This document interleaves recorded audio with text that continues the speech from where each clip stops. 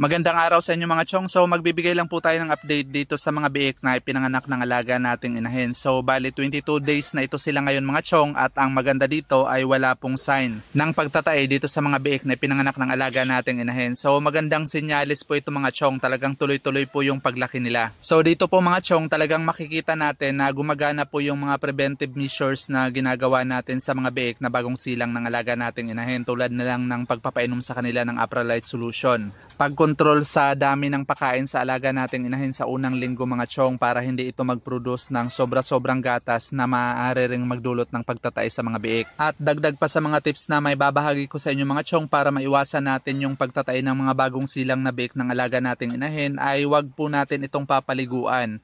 Ang tamang pagpapaligo po sa mga biik mga chong ay kapag 50 days old above na po sila. Yun po yung tamang panahon para paliguan ito. Nakakatulong rin po yung pagde-disinfect ng kulungan mga chong para maiwasan yung pagtatay ng mga biik. Bali kami mga chong, ang ginagawa po namin ay 3 times a week po kami nagde-disinfect ng kulungan namin. At bukod po dun mga chong, ay iwasan po natin na magbigay ng inuming tubig sa mga biik na ipinanganak ng alaga nating inahin hanggat wala pa po itong 20 to 23 days old mga chong. Yes, tama po ang dinig nyo mga chong. Isa po sa nagdudulot ng pagtatay sa mga biik na ipinanganak ng alaga nating inahin ay ang maagang pagbibigay sa kanila ng inuming tubig. Ako mga chong, hindi po talaga ako nag-i-introduce sa kanila ng inuming tubig hanggat hindi pa po sila tumutungtong ng 20 days old.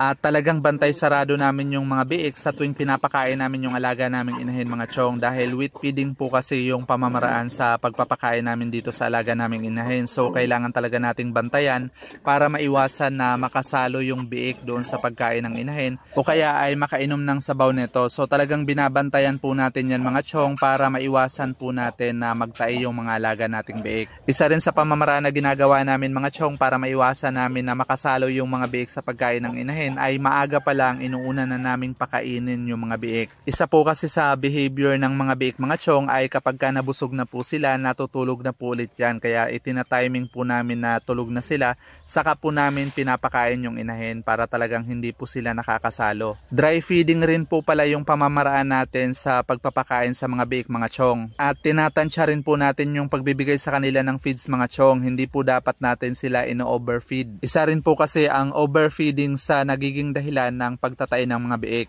Ayan, so doon po pala sa mga nagtatanong sa atin mga chong o yung mga nagsisend po sa atin ng personal message, ay paki-comment na lang po yung mga katanungan po ninyo dahil hindi na po natin ma-access yung message request natin dahil sa sobrang dami po ng nagsisend ng personal message. Kaya sisikapin po natin na masagot lahat ng katanungan po ninyo sa comment section. Paki-share na rin po ng mga videos natin para mas marami pa po tayong maabot at matulungan. That's all for today's video mga chong. Thank you for watching and happy farming!